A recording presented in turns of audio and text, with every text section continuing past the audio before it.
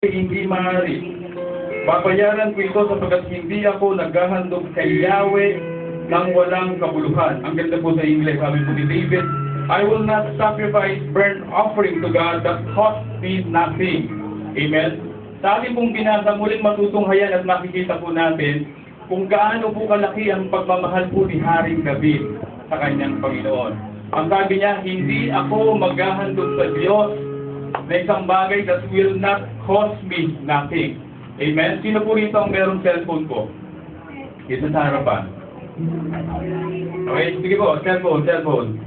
Yeah, cellphone, si Mark. Bibigyan ko lang kayo ng simple illustration, okay? May silangan po ito. Okay, para hindi po tayo mahirapang magbigay ng Panginoon. Ito pong cellphone na ito ay pag-aari po ng ating kapatid na si Margaret. Amen po? Isang magandang Samsung. Okay? Bago ko po ito galawin, kinakailangan pong humingi ako ng pahintulot sa may-ari. Tama po ba? Hindi ko ito pwedeng galawin nang hindi po ako hingi ng pahintulot. Hindi ko po pwedeng itong i-open, tumingin sa kanyang inbox, sa mga pictures, sapagkat ang cellphone na ito ay pag-aari po ni Margaret. Hiniram ko lamang po ito. Salamat kapatid.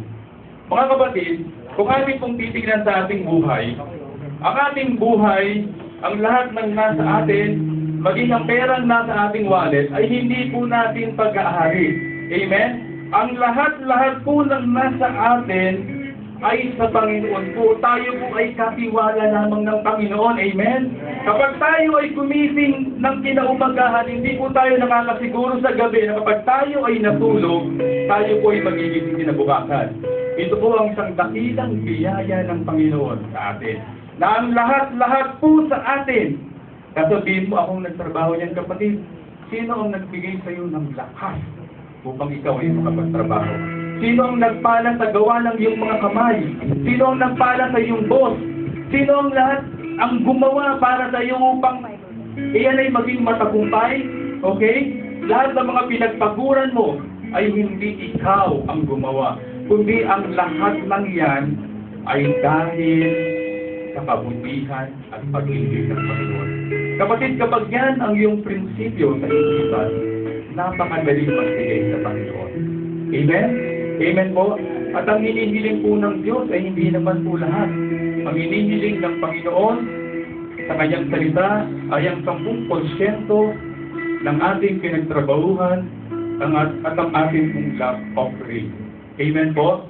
Mga kapatid, ang panalangin ko po, na tayo po ay magkaroon po ng katulad ng pagmamahal ni Haring David sa ating Panginoon. Amen? Ang lahat po ng atin o nasa atin ay hiram lamang po natin. Amen? Amen po. Ang Diyos ang siyang nagmamayari ng lahat sa atin. Amen? Tayo pong lahat ay tumayo. Okay, handa po natin ang ating mga kaloob sa Panginoon. Okay, that's all. Stand up. Taas po natin ang ating mga kaloob at kaloob po sa ating Panginoon. Okay? Dapat po maging proud po tayo sapagkat sasabihin po natin, Lord, ito po Panginoon, inihahandog ko po ito. Katulad po sabi ni Haring David kanina, I will not give something or sacrifice to my God that cost me nothing. Amen? Amen? Okay, ating pong itaas. Lord, marami pong salamat, Panginoon, sa iyong kabutihan sa aming mga buhay, O Diyos. Tunay nga na kayo ay dakila, Panginoon, sa aming mga buhay. Lord, ang lahat po ng nasa amin ay hindi po talaga sa amin, kundi kami ay mga katiwala mo lamang, O Diyos. Kaya ang panalangin ko po, Panginoon, sa buhay na ito ay maging mabuti kaming katiwala sa aming buhay, sa talento, maging sa mga resources po, Panginoon, na patuloy na ipinagkakatiwala mo sa amin, O Diyos.